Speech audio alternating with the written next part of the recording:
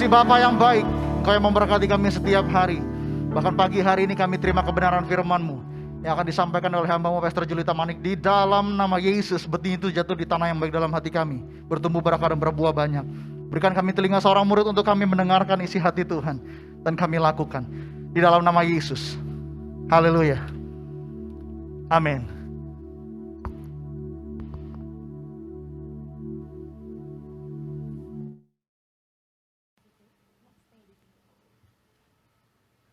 Shalom Bapak Ibu Saudara semuanya. Silakan duduk, tadi kita sudah berdoa ya untuk firman Tuhan. Terima kasih kepada Bapak Gembala, Ibu yang luar biasa, dan semua jemaat Tuhan, dan semua jemaat yang ada di rumah-rumah. Ini pertama kali kita bertemu ya, tatap muka. Saya mengucapkan terima kasih kepada Bapak Ibu Gembala dan segenap pengerja yang memberikan kesempatan hari ini boleh sharing firman Tuhan. Nah, hari ini topik firman Tuhan adalah mengintai masa depan. Ya, jadi mengintai itu kan seperti orang memata-matai ya. Dan itu sangat penting karena kita hidup sekarang ini sejak tahun lalu di masa yang dimana segala sesuatu itu kelihatan seperti gelap. Amin. Unpredictable, nggak bisa diprediksi. Dan ini adalah suatu momen yang terjadi terhadap kita yang belum pernah kita alami sebelumnya. Jadi ada ketidakberdayaan. Oleh sebab itu kita perlu mengerti ya, bagaimana harus menyikapi, mana tahu nanti di depan ada hal-hal yang seperti ini bahkan lebih buruk lagi, kita nggak tahu ya. Tapi anak Tuhan sudah ditetapkan lebih daripada pemenang. Yang mengerti katakan amin. Kita akan baca bersama-sama 3 ayat ya. Sebagai ayat utama dalam pemberitaan firman ini, bagaimana kita memata-matai masa depan kita dari Habakuk pasal 2 ayat 1 sampai dengan ketiga. Saya baca ayat ganjil, Bapak Ibu Saudara baca ayat genap. Nanti di ayat ketiga kita baca bersama-sama. Yang di rumah-rumah juga aktif ya untuk membacanya. Habakuk pasal 2 dengan judul perikop, orang yang benar akan hidup oleh karena percayanya. Aku mau berdiri di tempat pengintaianku dan berdiri tegak di menara. Aku mau meninjau dan menantikan apa yang akan difirmankannya kepadaku dan apa yang akan dijawabnya atas pengaduanku. Ayat 2.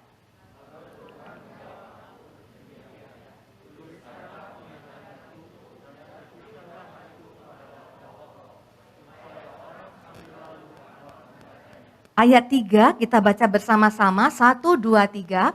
Sebab penglihatan itu masih menanti saatnya, tetapi ia bersegera menuju kesudahannya dengan tidak menipu. Apabila berlambat-lambat, nantikanlah itu. Sebab itu sungguh-sungguh akan datang dan tidak akan bertangguh. Ya kalau baca ayat ini, kalau nggak kita jabarin satu-satu kayaknya berat gitu ya. Nggak ngerti gitu ya, tapi ini adalah ayat yang sangat baik sekali untuk prinsip mengintai. Ya, kita lihat dari ayat 1 lagi, ayat 1 yang tadi sudah kita baca ya. Bagaimana sih kita harus mengintai? Mengintai ini penting ya. Masa depan tadi kan kita nggak tahu ya, tapi orang yang mengintai itu bisa membaca. Dan kalau kita sudah bisa membaca apa yang akan terjadi di depan, kita bisa menyikapinya juga dengan baik. Kita nggak ketakutan, kita nggak mundur, kita nggak tumbang, tapi malah kita semakin kuat. Ayat 1 tadi berkata, aku mau berdiri di tempat pengintaianku. Ya, di PowerPoint-nya boleh disajikan, sama-sama berkata tempat pengintaianku. Berikutnya, yang berikutnya, next. Ya, saya sengaja ini kasih merah-merah ya Bapak Ibu Saudara yang di rumah-rumah juga bisa lihat ya, supaya kita bisa melihat penekanannya. Aku mau berdiri di tempat pengintaianku. Jadi ada tempat mengintai. Tempat mengintai itu di mana? Dan berdiri tegak di menara. Katakan bersama-sama menara. Aku mau meninjau dan menantikan apa yang akan difirmankannya kepadaku dan apa yang akan dijawabnya atas pengaduanku. Jadi kalau Bapak Ibu Saudara, hari ini mungkin bisnis kita sedang macet. Ya. Mungkin nggak ada orderan. Mungkin kelihatan semuanya memburuk. Maka Bapak Ibu Saudara, kalau mau tahu destiny kita sebagai anak Tuhan, yang nggak membuat kita jadi loyo, dikatakan harus ngintai. Ngintainya di mana? Berdiri tegak di menara. Prinsip pengintaian ya, untuk melihat jauh ke depan, itu Bapak Ibu Saudara dan saya harus ada di menara. Menara itu bicara apa? Tempat yang tinggi. Dan ini sudah terjadi dari zaman perjanjian lama, kan banyak cerita perang.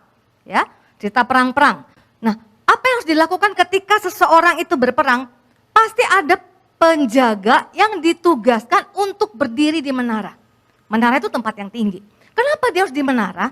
Karena kalau dia cuma ada di daratan, ya, on the ground, maka jarak pandangannya terbatas. Bapak Ibu Saudara bisa bayangkan?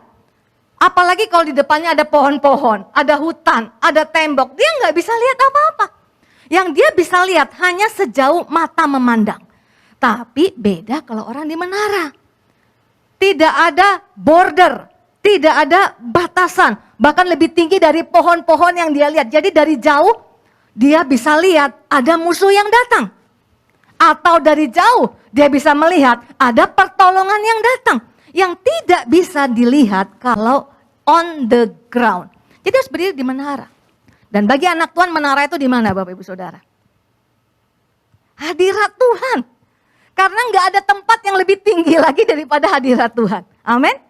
Tuhan kita itu bertahta di tempat yang tinggi. Tuhan kita itu Allah yang maha tinggi. Jadi kalau kita ada di hadirat Tuhan, kita ada di tempat yang paling tinggi yang bisa ada di atas muka bumi ini. Bahkan manusia dalam ibadah, nggak hanya orang Kristen, merefleksikan itu. Bapak Ibu Saudara lihat semua tempat-tempat ibadah pasti punya menara, ya Pak ya? Ya, saya sering melayani PD kantor. Ya, PD kantor zaman masih sebelum pandemi kan itu kan onsite semua. Itu rata-rata kantor-kantor kalau punya misalnya 4 lantai, lantai paling atas itu biasanya didedikasikan buat chapel kah, kalau ownernya adalah anak Tuhan ya, atau tempat ibadah. Kenapa? Merefleksikan tempat yang tinggi. Di Sentul juga ada lantai 12 ya, amin ya Bapak Ibu Saudara ya. Ada tempat yang tinggi. Itu merefleksikan tentang ini tempat yang tinggi, tempat aku mengintai. Ya, dulu suami saya sekolah teologi di Amerika. Kami bersama menggembalakan jemaat sekarang di Jakarta Pusat. Nah, saudara dia bilang begini, kalau kita kan tempat yang tinggi itu gedung ya. Orang banyak bilang di Indonesia banyak orang yang flaky kalau ikut Tuhan ya. Di Amerika lebih banyak lagi yang flaky Bapak Ibu Saudara. Mereka nggak puas cuma ada tempat tinggi. Kalau mau doa nih, naik helikopter. Oke, kita masih naik mobil toh, doa keliling naik helikopter supaya apa? Lebih tinggi dari gedung-gedung yang ada. Tapi jangan salah, walaupun kita nggak bisa ada punya gedung yang tinggi, rumah kita mungkin hanya 1 lantai, kita tetap bisa berdiri di tempat yang tinggi. Karena hadirat Tuhan tidak bicara tentang gedung. Amin. Tapi bicara tentang di mana Tuhan itu ada, di mana Tuhan memanifestasikan kuasanya, di mana Tuhan memanifestasikan, menyatakan kehendaknya. Itulah tempat yang tinggi. Nah, saya mau kasih gambaran, ilustrasi kepada Bapak Ibu Saudara supaya semakin melihat ini. Waktu bencana Palu ya, menurut saya itu bencana alam yang terjadi di Indonesia paling komplit itu di Palu. Karena ada tsunami, ada gempa bumi dan ada yang namanya likuifaksi yang belum pernah terjadi di Indonesia dan juga sangat jarang terjadi di atas muka bumi. Salah seorang jemaat saya itu kediamannya di Palu dan waktu sedang terjadi bencana itu mereka lagi ada di Palu. Jadi saksi mata, benar loh Bapak Ibu Saudara. Ya, bahkan ada salah seorang hamba Tuhan yang anaknya itu lagi retret, ya, lagi retret di gereja. Kemudian ketika terjadi likuifaksi itu mereka terbawa. Jadi yang video kita lihat itu kayak bergerak itu bukan kita kayak naik mobil kita bergerak gitu terus rumah-rumahnya diam. Ini enggak, rumahnya itu bergerak. Ya. Gedung-gedung bergerak. Nah anak ini dari tempat dia retret itu bergerak sejauh 10 km. Artinya apa? Bencana luar biasa. Tapi saudara lihat kesaksian-kesaksian yang ada. Ya. Bagaimana orang bisa tahu terjadi tsunami di sana? Karena pada saat kejadian ada orang-orang yang lagi ada di restoran kah, ada di hotel kah, yang ada di tempat yang tinggi. Ya kan? Dari jauh di tempat yang tinggi, dia bisa lihat, dari sana itu ada ombak besar datang. Saudara kan waktu itu banyak kita dengar ya kesaksian orang-orang di daratan lagi mau berenang. Malah makin menuju ke laut. Dia dari tempat yang tinggi mungkin berteriak-teriak, ayo lari dari pantai, menjauhi laut. Kenapa? Dia bisa lihat. Tapi yang di darat, yang pemandangannya hanya sejauh mata memandang, yang dia lihat apa? Lautnya tenang. Amin? Gak ada bahaya. Tenang saja, ayo makin berenang ke tengah. Yang di tempat tinggi bisa lihat ada bahaya yang datang. Jadi pastikan Bapak Ibu Saudara, kita ada tempat yang tinggi. secara rohani ada di hadirat Tuhan. Nah, hadirat Tuhan itu tempat ngapain Bapak Ibu Saudara? Kenapa sudah tempat yang tinggi? Tempat menyamakan penglihatan. Ya. Prinsip pengintaian itu ada di Alkitab. Ingat 12 pengintai? Mengintai kan ingin melihat sesuatu di depan ya. Prinsip 12 pengintai, bilangan pasal 13. Tuhan berfirman kepada Musa ayat 2, suruhlah beberapa orang mengintai, melihat lebih dulu sebelum berperang, tanah Kanaan yang akan kuberikan kepada orang Israel. Dari setiap suku nenek moyang mereka haruslah kau suruh seorang, semuanya pemimpin-pemimpin di antara mereka. Jadi yang diutus ini 12 orang ini bukan orang biasa. Ya, pemimpin. Kalau bicara pemimpin punya hikmat lebih, amin. Punya kemampuan lebih, punya intelektual lebih. Ya, ini yang diutus untuk mengintai, melihat tanah Kanaan. Tapi dari 12 orang, 10 orang gagal melihat. Hanya 2 yang berhasil yang melihat. 10 orang gagal melihat karena apa? Tidak ada dalam hadirat Tuhan. Tidak ada di tempat yang tinggi. Yang dilihat sebatas mata melihat. Apa yang mereka lihat? Ayat berikutnya ya, 10 pengintai yang gagal melihat dengan mata Tuhan. Bilangan 13 ayat 28, hanya bangsa yang diam di negeri itu kuat-kuat. Dan kota-kotanya berkubu dan sangat besar. Juga keturunan enak telah kami lihat di sana. Kata kami lihat, katakan bersama yuk. Yang pertama kami lihat. Tuh satu kali nih. Kami lihat pakai apa? Pakai mata dong. Lihatnya apa? Negerinya kuat. Kotanya berkubu. Ya, keturunan enak. Nanti dijelaskan keturunan enak itu siapa. Ayat 33. Juga kami lihat. Katakan lagi kami lihat. Udah 2 kali loh Bapak Ibu Saudara. Di sana orang-orang raksasa. Orang enak. Oh berarti orang enak itu orang raksasa. Kuat kan? Yang berasal dari orang raksasa. Ini kan bicara udah mulai makin lemah nih ya. Udah 2 kali nih kami lihat. Dan yang ketiga kalinya kami lihat. Katakan bersama kami lihat. Diri kami seperti belalang. Dan demikian juga mereka terhadap kami. 3 kali itu bicara angka sempurna Bapak Ibu Saudara. Sempurnalah kepercayaan mereka bahwa masuk ke Kanaan bakal jadi sate semuanya. Masuk ke Kanaan jadi orang kalahan, mati semuanya. Kenapa? Lihatnya pakai mata sendiri.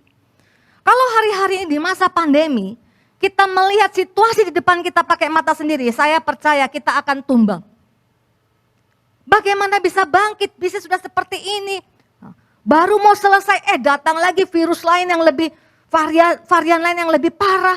Bagaimana ini? Bapak Ibu Saudara, kalau kita lihat pakai mata kita, oh ini enggak ada orderan baru, buyer pada nggak ada yang beli. Nah saudara kalau kita lihat pakai mata kita, kita sedang menuju kepada kehancuran. Jadi hadirat Tuhan tempat mengintai itu artinya apa? Lihatnya jangan pakai mata sendiri, amin. Pakai mata siapa? Pakai matanya Tuhan, amin. Di mana kita bisa lihat pakai matanya Tuhan? Ayat tadi yang sebelum sudah kita baca. Ketika Tuhan bicara dalam bilangan 13 ayat 2. Suruhlah beberapa orang mengintai tanah Kanaan yang akan kuberikan. Ayat sebelumnya tadi yang sudah kita baca ya. Yang pertama tadi sebelumnya. Nah, akan kuberikan. Makanya saya sengaja kasih warna merah. Bapak Ibu Saudara yang di rumah-rumah bisa lihat ini. Benar fakta di lapangan. Benar yang kamu lihat itu benar.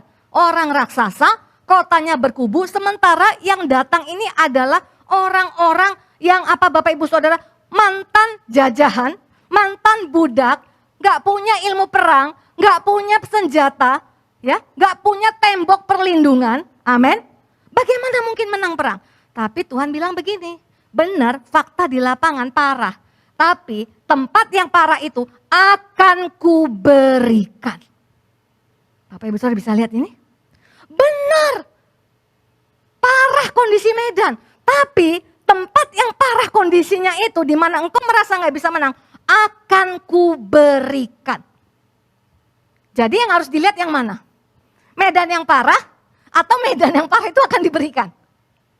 Makanya Kaleb itu jalannya beda sama Yosua. Karena apa? Kaleb dan Yosua itu dekat sama Tuhan. Jadi mereka nggak gagal melihat. Kaleb itu suku Yehuda. Kalau Bapak, saya ini kan bergerak di bidang pujian penyembahan ya. Jadi saya banyak mempelajari tentang hal-hal pujian penyembahan. Yehuda itu adalah kata praise pertama yang diucapkan manusia yang tercatat di Alkitab. Ada 7 kata praise. Tapi kata praise pertama itu diucapkan oleh seorang wanita. Nah, ini ada Ibu Ati nih ya, kalau pelayanan, senang sekali saya lihatnya, luar biasa ya. Wanita Bethel Indonesia di gereja ini.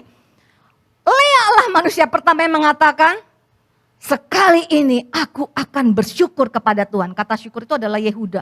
Jadi waktu kata syukur pertama yang ada di Alkitab, itu bukan diucapkan seorang yang lagi keterima berkat. Itu lagi diucapkan seorang wanita yang lagi nangis. Nangis bombay ini. Karena apa? Karena suaminya itu gak cinta sama dia. Alkitab jelas mencatat suaminya itu gak cinta sama dia. Dia nangis sepanjang umur pernikahannya. Dia pikir doanya dijawab. Tapi pada kelahiran anak keempat, dia gak ada ngomong lagi, Tuhan lakukan ini, Tuhan lakukan itu. Dia bilang, sekali ini aku akan bersyukur kepada Tuhan. Kata syukur, orang yang bersyukur itu gak perlu bukti, gak perlu reason. Gak perlu diberkati dulu, karena apa? Dia Tuhan, apapun kondisiku, dia tetap layak untuk diucapkan syukur. Makanya Lea gak gagal melihat, amin. Tuhan Yesus lahir dari garis keturunan Yehuda. Saya percaya Kaleb ini orang yang dekat dengan Tuhan, ada di hadirat Tuhan, makanya dia bisa lihat. Dalam ayatnya nggak saya cantumkan di sini, dalam Bilangan 14 ayat 9 dia berkata, yang melindungi mereka sudah meninggalkan mereka, sedang Tuhan menyertai kita. Yang lain kan ketakutan, ya, menceritakan fakta di lapangan sampai semua orang tuh nangis dan kemudian lagunya berubah kan. Saudara lihat kalau orang Israel ya, kalau lagi lihat bahaya sekali kalau diberkati baru bisa bersyukur. Karena begitu kelihatan berkatnya stuck, langsung ucapan syukurnya hilang. Keluar dari tanah Mesir, lihat apa laut Teberau kan? Lewat dari laut Teberau, nyanyi bersuka cita puji Tuhan. 3 hari kemudian gak ada air, ngamuk. Ya. Waktu keluar dari tanah Mesir lewat laut Teberau, lagunya apa?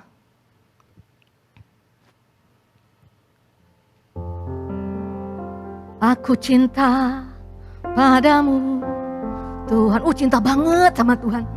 Tuhan Yesus itu baik banget. Cinta Tuhan, belahlah dadaku. Kau akan melihat cintaku yang besar kepadamu.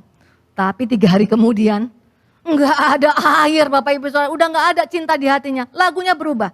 Pulangkan saja aku ke tanah Mesir.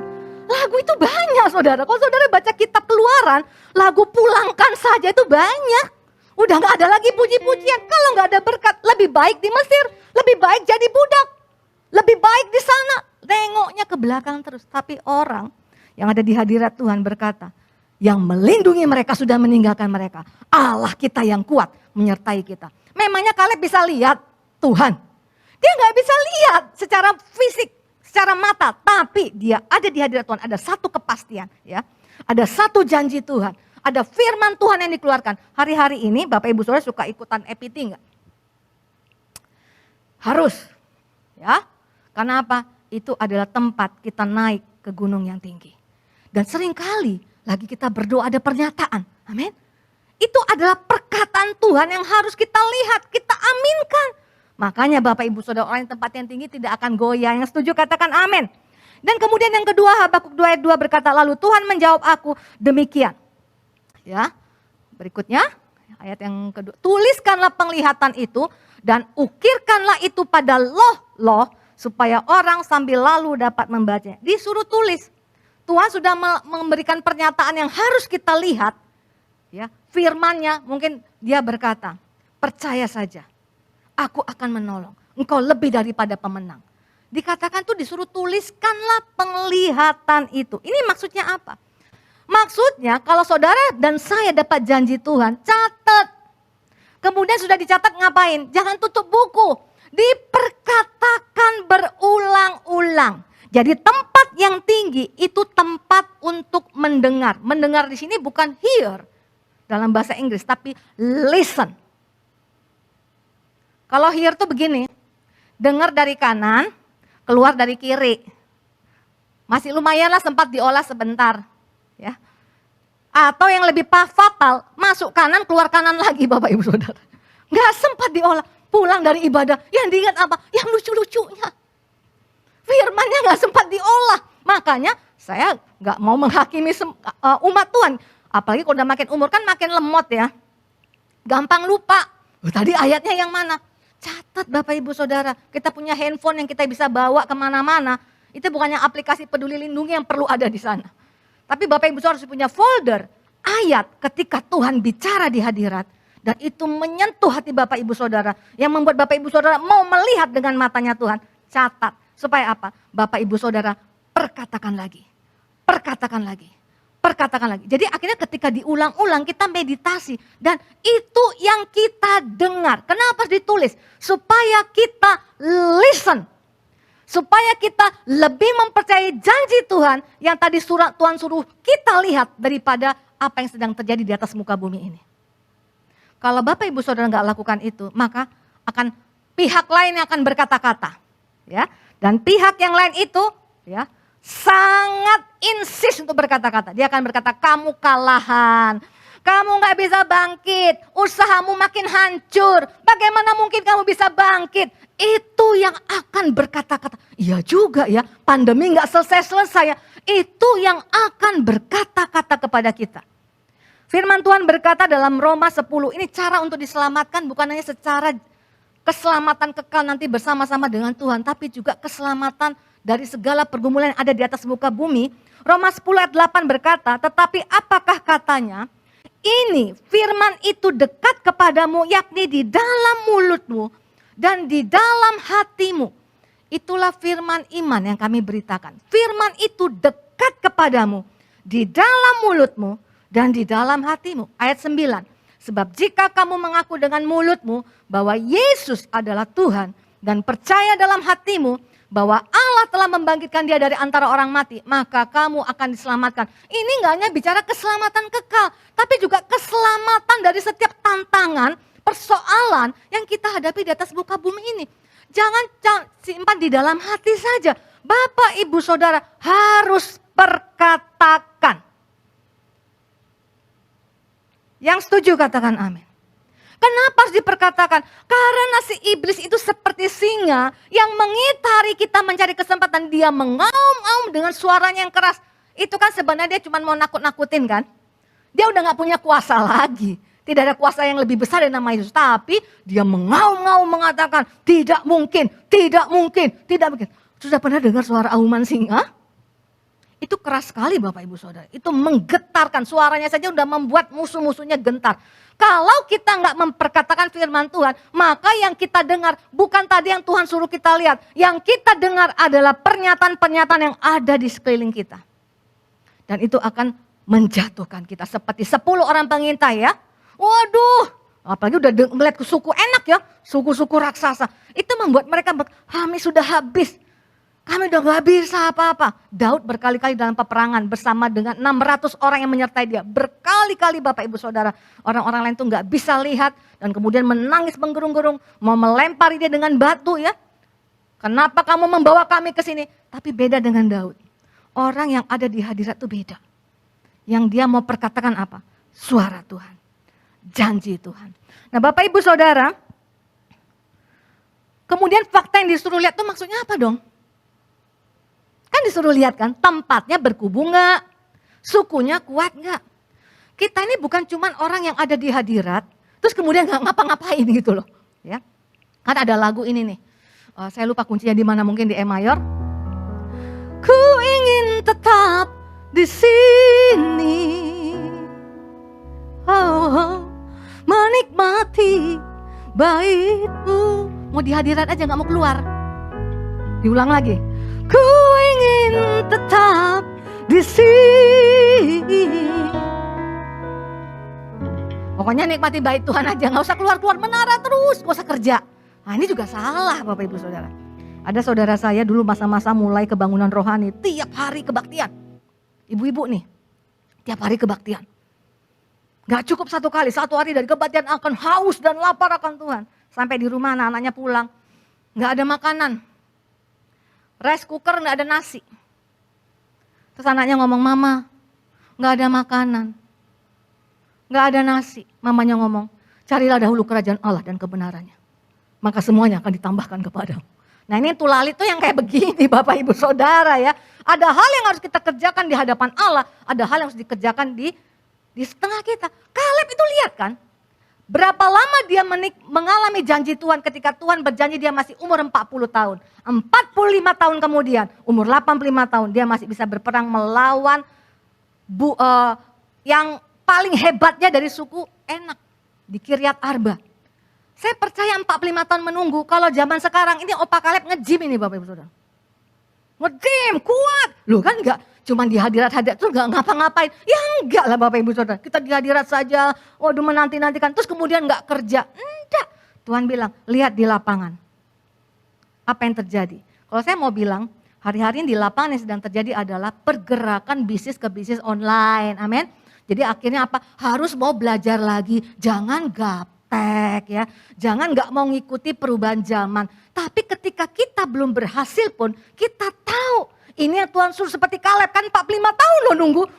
Gini angkat berat terus 45 tahun nggak perang-perang nih Bapak Ibu Saudara. Nggak ngalam-ngalami terus ya. Yang pegunungan punggung Yehuda itu diberikan. Tapi dia punya pengharapan sama Tuhan. Apa yang Tuhan sudah janjikan pasti akan terjadi. Dan saya percaya Bapak Ibu Saudara pasti akan diberkati. Amin. Nah saya mau cerita sedikit dengan kesaksian saya sebelum sampai ke bagian yang terakhir.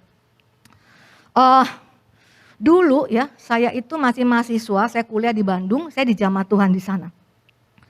Dan dalam bayangan saya begitu saya sudah di Jamaah Tuhan, nanti saya kalau lulus, saya kerja di marketplace. Mau jadi berkat ya, seperti Bapak Ibu Gembala dan saudara-saudara semua yang ada jadi anak-anak Tuhan sekarang dan kerja di marketplace, punya usaha atau yang lain, bekerja begitu ya. Tapi ternyata waktu saya masih mahasiswa itu, saya kan suka datang ke kebaktian mahasiswa ya, dan aktif di pelayanan. Saya jatuh cinta banget sama Tuhan Yesus. Hidup saya itu berubah 180 derajat. Jadi suka nyembah. Nah, saya ini aslinya pemain piano, piano klasik. Nah, ini pemain keyboard pasti tahu tuh namanya. Pemain piano, piano klasik. Bisanya cuma baca buku dan not toge-toge, kecambah-kecambah. Kalau disuruh ngiringin nggak bisa, mati kutu ya. Kalau disuruh main keyboard, ya, zaman dulu keyboard nggak ada yang pakai transpose. Jadi kalau main di G harus di G. Waduh, saya tuh ngerasa nggak bisa apa-apa. Jadi artinya saya mau kasih tahu kemampuannya minim. Ya. Dan di rumah saya suka nyembah. Karena nggak ada alat musik keyboard atau piano, saya belajar gitar. Kakak rohani membekali saya hanya 4 chord Bapak Ibu Saudara. Ya karena perempuan kan lebih alus-alus ya buku-buku jarinya. Jadi kalau agak-agak aduh centangannya nggak nyampe. Oh yang paling enak kalau mau nyembah mainnya di G mayor. Jadi saya cuma dibekali cuma 4 chord, G, E minor, A minor, D. 4 chord saja. Jadi saya penemu yel-yel iklan teh. Apapun lagunya G mayor kuncinya. Semua nyanyi di G mayor Bapak Ibu Saudara. Mau ketinggian kecekek, mau kerendahan, pokoknya semua G mayor. Nah waktu saya lagi nyembah, itu tiba-tiba mulai ada lagu-lagu kayak bermazmur. Loh, saya nggak pernah merasa saya orang praise and worship kan. Lihat tadi main musiknya cuma segitu, main gitarnya cuma segitu. Ya impossible lah. Tapi saya mau taat, saya suka di hadirat Tuhan. Saya nyembah. Lama-lama kok lagunya ini ingat terus setiap hari. Saya catat dari satu lagu, kedua, ketiga. Nah waktu itu banyak teman-teman saya, karena saya sering nyanyi setiap hari. Dipikir itu saya lagi nyanyikan lagu album baru. Zaman dulu masih kaset Bapak Ibu Saudara, nggak ada internet ya. Itu ibu hidup zaman berapa ya? Pokoknya zaman jaduliah ini Bapak Ibu Saudara. Nah kemudian nyanyiin tiap hari, karena kami tinggal semuanya anak-anak Tuhan ya. Tapi begitu tahu saya yang nyiptain, langsung nggak semangat nyanyiinnya. Karena model kayak gitu mana mungkin. Kirain tuh ada album rohani mana gitu ya. Waduh udah lah nggak usah nyanyiin lagi, nggak ada urapan. Nah saudara lagunya datang terus, saya tulis di buku saya. Nah ini Pak Weliar itu satu kampus sama saya, senior. Wah kalau beliau jangan ragukan, dari dulu sudah cetar membahana. Dari dulu sudah tulis lagu, nyanyi, bikin album dari dulu Bapak Ibu Saudara. Cinta Tuhan luar biasa. Nah beliau ini mau bikin album. Jadi datang, waktu suatu ketika lagi datang ke tempat, karena kan kami posisinya di rumahnya di depan kediaman beliau ya. Dia dengar saya nyembah, lagunya dia nggak tahu. Terus dia tanya, teman saja ngomongnya gini, katanya sih lagunya. Loh kalau dari ungkapan itu saja sudah berasa nuansanya kan. Katanya sih lagunya. Pak Weliar butuh lagu. Zaman dulu tuh jarang orang bisa nulis lagu rohani Bapak Ibu Saudara. Datanglah ke tempat saya bilang, Julita boleh lihat gak lagu-lagu yang sudah kamu tulis? Waduh saya itu mindernya luar biasa. Gak percaya diri. Akhirnya karena didesak saya kasih lihat buku lagu saya. Dari buku nomor 1, nyanyian nomor 1, kedua, ketiga, dia nggak ada suruh saya nyanyikan. Coba dong nyanyikan nomor 5, nggak ada. 6, 7, 8, 9, 10, 11. Dalam hatiku, oh memang aku tidak bisa dipakai oleh Engkau Tuhan. Orang model begini mana mungkin. Seringkali suara-suara seperti itu ada loh Bapak Ibu Saudara. Kita lupa bahwa 5 roti, 2 ikan di tangan Tuhan, diurapi Tuhan, bisa memberkati. Itu sebabnya kenapa harus perkatakan firman Tuhan. Tapi saya minder luar biasa. Di lagu nomor 13 dia tiba-tiba berhenti. Nyanyikan lagu ini. Nah karena waktu itu saya cuma bisa G mayor, pasti kuncinya G mayor, nggak ada yang lain. 100 lagu saya, lagunya G mayor semua saudara. Disuruh nyanyikan, langsung saya nyanyikan. Ini refrennya begini. Hatiku rindu melihat kemuliaan-Mu. Hatiku rindu melihat curahan kuasa-Mu di tanah tercinta, negeriku Indonesia. Ku berdoa Indonesia, penuh kemuliaan-Mu Indonesia, bagi kemuliaan-Mu. Diadopsi sama Pak Welia tahun 90, umur saya sekitar 23 tahun. Jangan keluarkan kalkulator ya, tahun 2021 dikurangin. Jemaat suka gitu Pak, kepengen tahunya itu loh, curiosity-nya ya. Nah saudara-saudara, umur 23 tahun, lagu itu yang diciptakan seorang Julita Manik yang gak bisa apa-apa. Tapi bukan masalah kitanya, amin. Orang Israel tuh gak ngerti perang.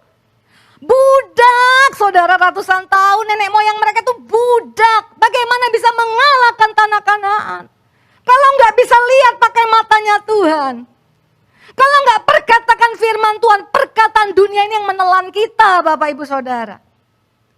Tahun 90 direkam, masih kaset, memberkati Indonesia. Kalau zaman sekarang saudara, memberkati Indonesia itu gampang. Kenapa? Tinggal download. Tinggal taruh di Instagram, kasih hashtag, semua orang bisa lihat toh. Bikin TikTokan, banyak yang bisa lihat. Zaman dulu nggak bisa. Jadi kalau bisa sampai seluruh Indonesia bisa diberkati, itu pasti pekerjaan Tuhan. Amin. Dan saat itu Tuhan panggil saya mau masuk ke poin ketiga nih, supaya Bapak Ibu Saudara ngerti kenapa kita harus di tempat yang tinggi. Ya, lihat, dengar, perkatakan yang Tuhan katakan. Tuhan bilang gini, Julita lihat, di tanganku tidak ada yang mustahil. Aku mau panggil engkau jadi penulis lagu, memberkati banyak orang. Tuhan, kemampuanku cuman ini Tuhan. Lihat kan, bukan masalah engkaunya yang penting, akunya yang penting kata Tuhan. Langsung karena bisa memberkati Indonesia, saya dengan gagah berkata, ini aku, utuslah aku. Ya karena udah ada buktinya. Semangat Bapak Ibu Saudara. Tapi sesudah itu apa yang terjadi? Ya, karena menggebu-gebu melayani Tuhan, saya nggak berpikir lagi pun kalau lulus, nggak punya ambisi lagi mau kerja, nggak pengen jadi berkat lagi di marketplace. Ini aku, utuslah aku. Saya lulus Bapak Ibu Saudara, punya gelar insinyur, ya. Tapi semangat mau jadi berkat seperti janji Tuhan. Yang tadi Tuhan katakan, lihat, tempat ini akan kuberikan kepadamu. Apa yang terjadi? Enggak lihat, pakai mata sendiri enggak bisa lihat. Lagu berikutnya enggak, kalau diberikan kepada rekaman rohani, zaman dulu kan harus begitu ya. Enggak ada yang mau rekam. 10 dikasih dikembalikan. 15 dikasih, ada yang bilang lagu yang kamu tulis enggak bisa jadi berkat. Nah tahu kenapa saya hanya bisa nulis lagu melo. Saya ini orangnya melo, di hadirat Tuhan tuh gampang nangis. Mau tulis lagu praise, aneh jadinya ya, nggak seperti tadi Brothers yang nyanyi lagu praise kan enak ya dengernya. Kalau saya hancur, kacau balau kalau nulis lagu praise. Cuma bisa nulis lagu melo. Sangat melo lagu-lagu yang tulis. Ada satu lagu yang saya tulis ya, supaya Bapak Ibu Saudara bisa bayangkan melonya seperti apa. Ada waktu untuk berduka dan ada waktu untuk bersuka. Lagu ini nggak ada gereja yang mau nyanyiin, rumah duka yang mau nyanyiin. Nggak bisa lagu model gini, nggak bisa dipakai. Lah, saya cuma bisa nulis lagu melo Bapak Ibu Saudara, kandaslah saya. Ini kan suara di sekeliling kita. Makanya kalau kita lagi nunggu, lah saya nggak lihat loh Saudara, ditolak, itu kan lagi nunggu ya. Janji Tuhan terjadi. Ketika Bapak Ibu Saudara Tuhan berjanji, aku akan memulihkan engkau, aku akan memulihkan keluargamu, aku akan memulihkan bisnismu. Kan gak langsung terjadi. Kalau langsung terjadi semua orang udah sungguh-sungguh sekarang Bapak Ibu Saudara. Ada waktu menanti. Makanya Habakuk 2 ayat 3 berkata, sebab penglihatan itu masih menanti saatnya. Tetapi ia bersegera menuju kesudahannya dengan tidak menipu. apabila berlambat-lambat. Kelihatannya seperti lambat. Kelihatannya seperti terlambat. Tuhan bilang, nantikanlah itu sebab itu sungguh-sungguh akan datang. Dan tidak akan bertangguh. Tempat tinggi bukan hanya tempat melihat. Tempat tinggi bukan hanya tempat mendengar. Tapi tempat tinggi tempat untuk menanti. Orang yang lagi nunggu wajib harus ada tempat tinggi. Wajib harus bangun hubungan dengan Tuhan. Dan firman Tuhan ini ada Bapak Ibu Saudara ya. Keep waiting on higher place. Ayat yang sering dibagikan gembala kita juga Yesaya 40 ayat 31. Tetapi orang-orang yang menanti-nantikan Tuhan mendapat kekuatan baru. Orang yang menanti-nantikan Tuhan mendapat kekuatan baru. Mereka seumpama raja wali yang naik terbang. Naik terbang itu bicara tempat tinggi, amin. Jadi kalau mau lagi nunggu, posisi harus ada di tempat yang tinggi. Dengan kekuatan sayapnya, mereka berlari dan tidak menjadi lesu. Mereka berjalan dan tidak menjadi lelah. Bapak Ibu Saudara coba bayangkan Bapak Ibu Saudara di tempat yang tinggi. Lagi naik pesawat. Ada rumah konglomerat paling kaya di Indonesia, rumahnya gede banget. Kalau di darat lihatnya gede banget. Kalau lihat dari atas gede enggak? Kecil. Lebih kecil dari kotak korek api. Demikian kalau kita ada di tempat yang tinggi, masalah kita yang kita lihat pakai mata kita besar sekali. Enggak ada jalan keluarnya. Jalan buntu. Tapi kalau Bapak Ibu Saudara ada tempat yang tinggi, semua itu menjadi kecil. Karena apa? Tuhan kita jauh lebih besar. Amin. Jadi bukan Tuhanmu yang kurang besar, pujianmu yang kurang banyak, ucapan syukurmu yang kurang banyak. Kenapa saya katakan itu? Karena Tuhan bertahta di atas puji-pujian. Jadi bukan Tuhan lagi yang turun ke bawah. Waktu seseorang memuji Tuhan, dia yang di leverage, di elevate ke atas. Tuhan turun ke bumi itu waktu Tuhan Yesus mau menebus dosa kita, amin. Sesudah kita jadi anak Tuhan, maintain tetap pada tempat yang tinggi. Kita yang di elevate, diangkat naik. Kapan itu terjadi? Waktu kita tetap ada dalam hadirat Tuhan, memuji-muji Tuhan. Apapun yang terjadi, engkau tetap kutinggikan. Tuhan berjanji, aku bertahta di atas puji-pujianmu. Tuhan yang tinggi bertahta di atas puji-pujian. Ketika seorang memuji Tuhan, dia sedang ada di tempat yang tinggi. Amin. Dan firman Tuhan berkata orang yang suka memuji-muji Tuhan gak pernah tambah loyo. Makin lama berjalan makin kuat. Saya akhiri dengan kesaksian. Ya. Mau 23 kan tadi ya. Terus lagu-lagu gak ada lagi nih. Yang dinyanyikan. Ada suatu ketika saya pelayanan seorang hamba Tuhan bilang begini. Julita Manik, kalau menurut saya kamu ini kalah nasib. Kalah nasib saya saudara. Kenapa saya dikatakan kalah nasib? Karena saya ini mau pakai kami diberkati ya, suami saya diberkati Tuhan. Mau bikin album rohani kan gak ada yang mau nyanyikan nih. Saya bilang udah saya aja yang nyanyiin gitu loh. Gak ada yang mau nyanyi, saya aja ya Pak ya bikin album. Ditutup jalannya sama Tuhan. Gak bisa bikin. Gak ada orang yang bekerja sama. Kan zaman dulu gak kayak sekarang ya, gampang bikin album rohani. Gak ada saudara, dulu harus lewat label. Gak ada, ditutup semua jalan. Sampai umur saya mulai napak nih. Dari 23 ke 30 masih semangat, 30 ke 35 masih semangat. Begitu menyentuh 39 udah loyo saya saudara. Tapi Tuhan buka jalan umur saya 40. Baru ada album, udah semangat nih kan. Siap bertempur ke medan perang ya. Menyaksikan dengan puji-pujian. Saya masuk keluar dari lubang singa, masuk lubang harimau. Kemana-mana saya pelayanan Bapak Ibu Saudara. Begitu ngelihat saya gak sama dengan cover album saya. Kecewa yang ngundang. Padahal ini hati, hanya ingin melayani Tuhan. Tuhan lihat rupa atau Tuhan lihat hati? Tuhan lihat hati, manusia lihat rupa. Apalagi kalau saya pelayanan kesaksian pujian datangnya bareng-bareng sama idol. Ke laut saya saudara. Ada seorang yang ngundang ketemu di bandara. Ketemu saya, kan dia ngelihatnya kan sampul album saya dong. Loh, gak tahu itu teknologi Photoshop. Semua kerutannya hilang. Muka saya mulus banget. Lalat pun tergelincir kalau ada di situ saudara. Jadi bayangannya seperti itu. Yang datang orang umur 40-an lebih. Langsung ngomongnya gini. Loh ini tuh Julita Manik. Kok tua? Loh gitu. Belum naik mimbar loh saudara. Belum kesaksian pujian udah denger itu. Waduh ini yang saya bilang tadi. Ada kata-kata nih kadang-kadang dari saudara seiman juga bisa kita dengar loh saudara seperti itu. Bahkan suatu ketika ada yang ngomong. Loh ini tuh Julita Manik. Kok jelek? Loh ngomongnya gitu saudara. Makanya saya suka Pak pelayanan pakai masker Pak. Ada orang yang pelayanan, ketemu saya, iya ibu, kan sopan santun manggil ibu. Begitu saya buka masker, iya tante. Gitu. Kemana-mana saudara, aduh saya tertolak pulang pelayanan, saya nangis pulang pelayanan. Gak enak loh tertolak. Label saya mengharuskan kami untuk ada di depan display CD kan, kaset. Kalau saya datang dengan teman-teman yang sama dari label saya nih saudara, ada 3 artis rohani. Di depan saya gak ada orang saudara. Gak ada yang tertarik, meet and greet gak ada yang datang. Waduh tuh saya malu sekali saya saudara. Saya pikir, Tuhan kenapa mesti begini jalannya? Aku kan tadinya kepengen di marketplace. Saya lihat teman-teman saya di marketplace bisa jadi berkat. Ngirinya luar biasa. Kalau coba kayak begitu Tuhan, aku ini kan gak ada apa-apanya Tuhan. Laguku cuman itu. Nah ada satu lagu yang saya tulis, saya mau katakan. Itu ternyata lagu yang Tuhan titipkan ke saya untuk saya mengintai. Nulisnya dengan limbahan air mata. Karena apa yang saya lihat gak sama dengan apa yang Tuhan katakan. Gak mau nulisnya. Tersayat-sayat hati saya saudara. Tapi Tuhan tunjukkan Matius 7 ayat 7. Kau beri yang ku pinta saat ku mencari, ku mendapatkan.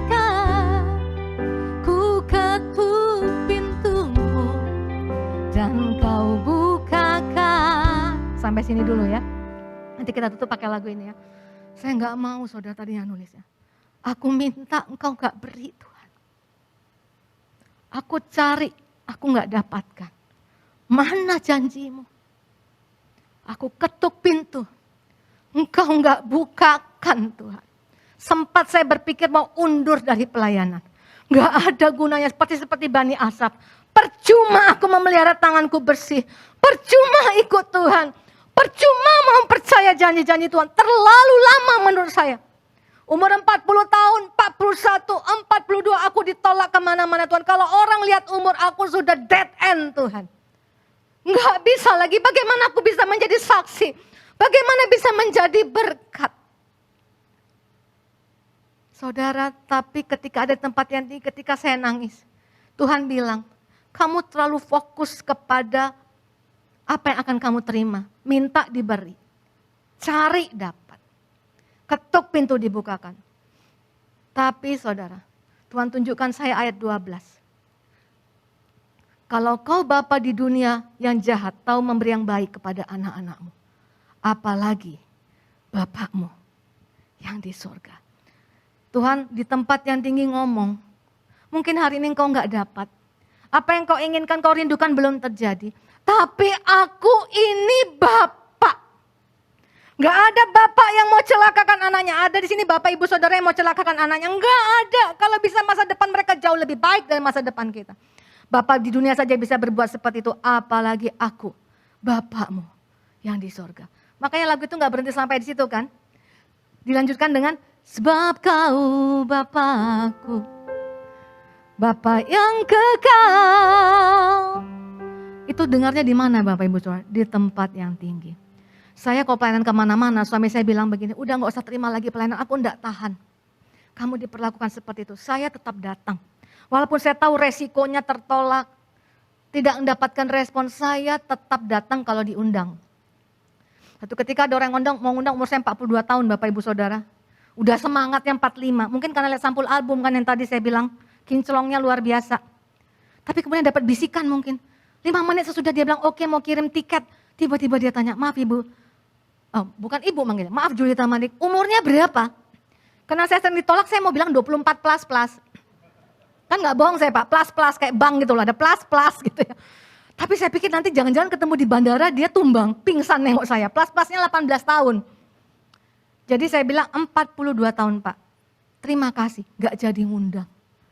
Itu kan lagi bicara kan, habis kamu. Kalah nasib kata hamba Tuhan, kalah nasib. Ya, kalau manusia yang lihat pakai mata sendiri, tapi aku mau lihat pakai mata Tuhan. Tuhanku kalau berjanji pasti akan menepati. Kalau dia izinkan terjadi dalam hidupku, pasti dia punya rencana. Saudara, umur 43 tahun keadaan berbalik. Jadi saya tunggu janji Tuhan itu 20 tahun. nggak bisa tambah mundur umurnya, nggak bisa tambah muda. Tapi Tuhan kita hanya perlu hati yang mau tetap ada di hadirat Tuhan, melihat pakai mata Tuhan, mendengar apa yang Tuhan katakan, dan menantikan dengan kekuatan Tuhan. Umur 43 berbalik. Dari satu kesaksian ada gereja yang mulai undang untuk menyaksikan melalui firman. Dari satu gereja, kedua gereja, 43 jalan terus Bapak Ibu Saudara. Dan tahun ini, bulan Juli, saya ulang tahun 55 tahun. Jadi kan gak perlu pakai kalkulator ya. 55 tahun. Bukannya tambah jeblok, malah semakin sulit atur jadwal. Karena begitu banyak permintaan untuk melayani. Dan itu bukan kekuatan saya, lagu saya gak ada yang baru Bapak Ibu Saudara. Lagu lama semuanya Bapak Ibu Saudara. Harusnya kan udah dilupakan orang. Tapi Tuhan gak pernah lupa sama orang yang ada di tempat yang tinggi. 3 generasi dibukakan. Generasi orang tua kayak Kaleb. Saya paling suka datang ke opa oma lansia. Ya, waktu saya umur 48 tahun, datang ke persekutuan opa oma. Karena saya bilang gini, opa, my life began at 40. Opa umur berapa? 70, your life can begin at 70. Kaleb aja umur 85 tahun. Semangat opa oma. Datangin panitia, undang lagi dong itu Ibu Julita Manik. Kalau dia gak mau bilang, jangan sombong-sombong 2 tahun lagi, welcome to the club. 2 tahun lagi per 50, saudara, golden age. Welcome to the club gitu saudara. Waduh saudara, enak ngomong sama generasi lansia. Dan saudara, Tuhan bukan gak hanya generasi lansia, mentang-mentang saya umur 50-an tahun saudara. Marketplace dibuka yang aku gak pernah bisa kerja di sana saudara, dibuka. Apa yang mau saya ngomong? Saya gak tahu banyak tentang dunia perusahaan. Mereka hanya bilang, ceritakan tentang Tuhan yang kau ikuti 20 tahun. Dengan tangisan, tapi Tuhan itu tidak pernah mengingkari janjinya. Kami butuh kekuatan saat menghadapi badai. Oh, terbuka lebar saudara. Yang terakhir yang Tuhan buka, yang paling impossible menurut saya, generasi anak muda. Anak muda itu kan sangat melihat fisik ya. Dulu itu orang tua-tua datang mau melayani. Oh, saya kalau melayani anak muda gak kayak begini dong Bapak Ibu Saudara. Pakai jaket, paku-paku, kulit. Bisa bayangin gak? Ada statnya Bapak Ibu Saudara ya. Sepatu boot gitu ya. Kemudian saya bilang, aku dipanggil umur 23 tahun, tapi Tuhan tidak pernah mengingkari janjinya. Langsung panggil saya bukan tante, bunda dan yang lain-lain. Cece. Oh Cece, saya kalau pelayanan di Surabaya saya dipanggil Cece saudara. Tapi saya ceritakannya kepada Bapak Ibu Saudara. Bagaimana ini bisa terjadi? Kita gak kalah nasib, amin. Usir semuanya itu, perkatakan firman Tuhan. Lihat di tempat yang tinggi supaya apa? Tuhan bisa menguatkan lagi waktu kita lemah. Tuhan bisa menguatkan lagi kita lemah. Dan dia ngomong secara pribadi bukan karena hamba. Tuhan yang ngomong secara personal, dia ngomong sama kita. Biarlah firman ini menjadi kekuatan bagi Bapak Ibu Saudara. Ya, masa depan kita nggak tahu tapi kita bisa mengintai. Dan masa depan kita adalah masa depan yang penuh harapan. Mari kita tutup khotbahnya dengan memuji Tuhan. Kau beri yang ku pinta saat ku mencari, ku mendapatkan, ku ketuk pintumu dan kau bukakan, sebab kau Bapakku, Bapa yang kekal.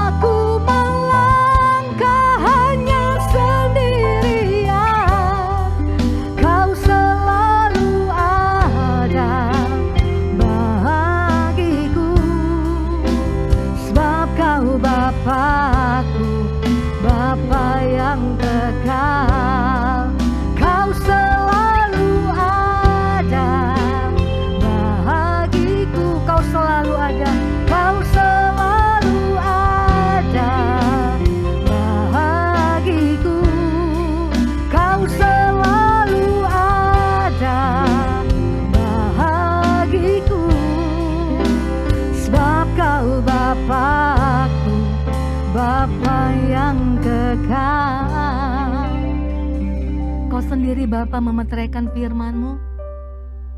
Bukakan mata kami supaya kami bisa melihat. Bukakan telinga kami supaya kami bisa mendengar hanya perkataan-Mu saja Tuhan.